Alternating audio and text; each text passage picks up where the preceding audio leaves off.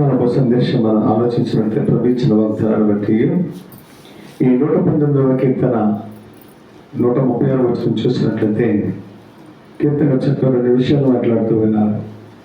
మనతో పాటు ప్రభు మాట్లాడుతున్న విషయాలు 2 విషయాలు గమనించినట్లయితే దయచేసి చదవండి.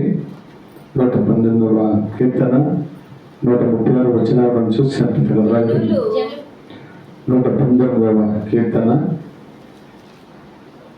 116వ వచనం.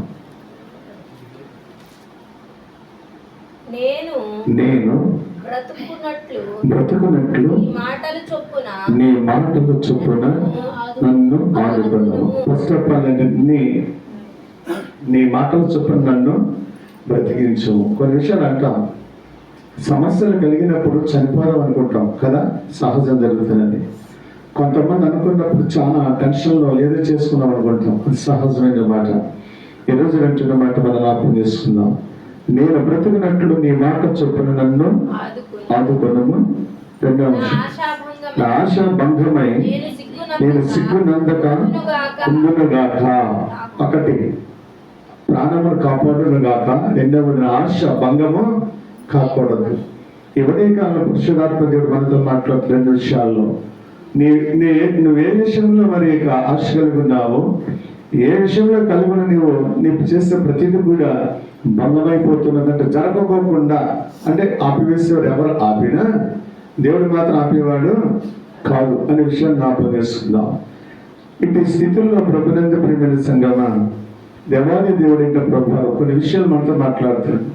ఏమని మాట్లాడుతున్నాడు అనే విషయాన్ని గమనిస్తున్నట్టే రోమిలకు రాసిన పత్రికలో చక్కగా కొన్ని విషయాలు మన జీవితంలోనంట కొన్ని అవసరతను బట్టి, కొన్ని కావాల్సిన అక్కర్లను బట్టి ఏం జరుగుతుందంటే, జరగకపోతే ఏం జరుగుతుంది అనుకుంటాం మనము, నా ఆశ విఫలమైపోయినది, నా ఆశ మాత్రము జరగలేదు, నేను అనుకున్నది మాత్రం జరిగించలేదు దేవుడు అని కొన్ని సందర్భాల్లో మనలో కొన్ని సందర్భాలను బట్టి మనం ఏం చేస్తామంటే వాటిని బట్టి మనం టెంప్టేషన్ అయిపోతాం, చాలా దేవుని విషయంలో జారిపోయేవారు బట్టి విన్నాం.